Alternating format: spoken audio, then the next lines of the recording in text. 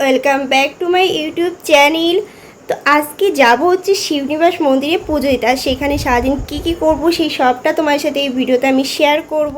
তো ভিডিওটা এখানে আমি সকাল থেকেই কন্টিনিউ করছি, কারণ পুজো দিতে যাওয়ার আগে কি করলাম সেটাও তোমার সাথে শেয়ার করি। তো এখানে অনেক সকাল সকাল উঠেছি, এখানে এই যে বেলপাতা তুলতে এসেছিলাম।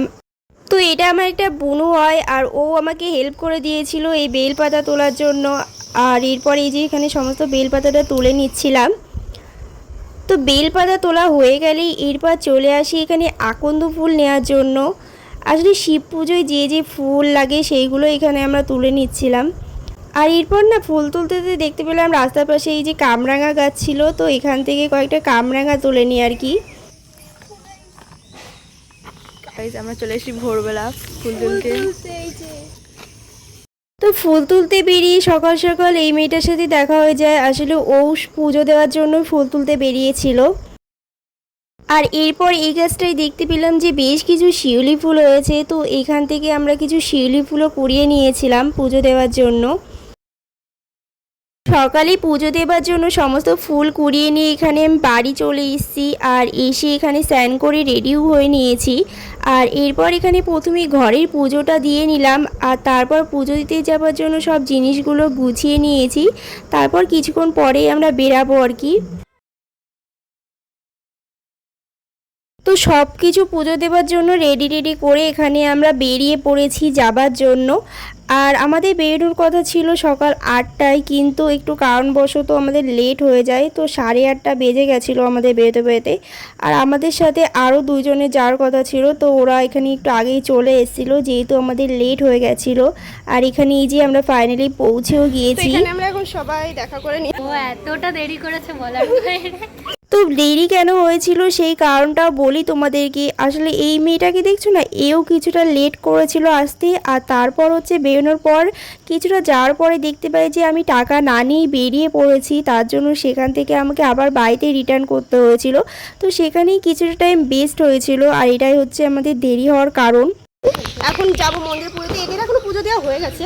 আর আমরা একটা ক্লিপ ভাবছি, বাহ কি সুন্দর ভিডিও হচ্ছে। তারপরে দেখি ক্যামেরা অন করে আমি কি করে জানবো এই মেয়েটার ফোনে এত সব। প্রথমেই এসে তোমরা দেখতে পেলে যে নদীর থেকে কিছুটা জল ভরে নিয়েছিলাম, আর এরপর এখানে চলে এসেছি পুজোর প্রসাদের ডালাটা নেবার জন্য। তো এখান থেকে এই যে প্রসাদের ডালাও কিনে নেওয়া হলো। আর এরপর এখন আমরা যাব হচ্ছে মন্দিরে পুজো দিতে। তো আমরা গিয়েছিলাম বেশ সকাল করে, তার জন্য কিন্তু বেশ ফাঁকা পেয়েছিলাম। আসলে আরও যত বেলা বাড়ছিল দেখতে পেলাম যে ভিড়টাও আরও বেড়ে যাচ্ছিল। তো আমরা যেই সময় যাই সেই সময় মোটামুটি বেশ ভালোই ফাঁকা ছিল। এই মন্দিরের কিন্তু অনেক ইতিহাস আছে, আমি সব কিছু জানি না, তাও কিছুটা তোমাদের সাথে বলছি। তো এই মন্দিরটা রাজা কৃষ্ণচন্দ্র তৈরি করেছিল, যেটা হচ্ছে আমাদের এশিয়ার মধ্যে দ্বিতীয় বৃহত্তম শিব মন্দির। আর এর পিছনে আরও দুটো মন্দির আছে। তো এই মন্দিরটা হচ্ছে একটা শিব মন্দির, যেটা তৈরি এখনও মানে ঠিকঠাক করার কাজ চলছিল। আর তার পিছনে আছে আরেকটা রাম সীতার মন্দির। তো আমরা প্রথমে শিব মন্দিরে পুজো দেব, তারপরে রাম সীতার মন্দিরেও যাব। তার জন্য প্রথমে এখানে যে শিব মন্দিরে চলেও এসেছি। এরপর লাইন দিয়ে প্রথমে আর কয়েকজন ছিল সামনে, তারা পুজো দিয়ে নিল। তারপর এখানে এই যে আমরাও পুজোটা দিয়ে নিচ্ছিলাম। আর এই শিবনিবাসের মন্দিরে কিন্তু অনেক মানুষ শিবরাত্রির সময় পুজো দিতে আসে। আসলে অনেক ভিড় হয় সেই সময়। তো আগের বার এসেছিলাম, আমার মনে আছে আমি 5-6 ঘন্টারও বেশি টাইম ধরে লাইন দাঁড়িয়েছিলাম। মানে সারা রাত ধরে এখানে লাইনটা শুরু হয়ে যায় শিবরাত্রির সময়। তো এইবার শিবরাত্রিতে উপোস থাকতে পারিনি, কিন্তু এই যে হঠাৎ করে এই সময় আমি যে শিব পুজোটা দিয়ে নিই তার জন্য বেশ ভালো লাগছিল, যেহেতু আমি এবার শিবরাত্রিতে উপোস থাকতে পারিনি। তো ভিতরে পুজো দেওয়া হয়ে গেলে এরপর এখানে বাইরে এসে কিছু ধূপকাঠি ধরিয়ে নিলাম। আর তারপর এখানে আমি মন্দিরটা একবার পুরোটা প্রদক্ষিণ করে নিচ্ছিলাম। তো পুরো মন্দিরটা এরপর এখানে ঘুরে নিয়েছি। পুরো মন্দিরটা ঘুরে নিয়েছি। আর তারপর এই পাশেই যে রাম সীতার মন্দির আছে, এখন আমরা সেই রাম সীতার মন্দিরেই যাব। তো এখানে এরপর এই যে রাম সীতার মন্দিরেও আমরা চলে এসেছি। আর রাম সীতার মন্দিরেও দেখতে পেলাম যে এখানেও পুজো চলছিল। তো সমস্ত মন্দির আমাদের ঘোরা হয়ে গেছিল। আর এরপর এখানে আমরা চলে আসি, পাশেই এই শিবনিবাস মন্দিরের পাশেই একটা নদী ছিল, তো চূর্ণী নদী এটা। এই জায়গাটা কিন্তু ভীষণই সুন্দর লাগছিল, তার জন্য আমরা এখানে এসে কিছুটা টাইম স্পেন্ড করি এই নদীর পাড়ে।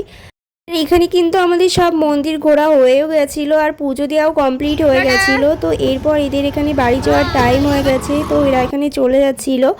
আর ওরা যাওয়ার পরে আমরা আর কিছুটা টাইম সেখানে ছিলাম, তারপর আমাদেরও বাড়ি আসার টাইম হয়ে যায়, তো আমরাও বাড়িতে চলে আসি। সারাদিনটা আজকে আমি এইভাবেই কাটালাম। আর আজকের মতন ব্লগটা এখানেই শেষ করছি। ভিডিওটি ভালো লেগে থাকলে অবশ্যই লাইক শেয়ার সাবস্ক্রাইব করে দিও।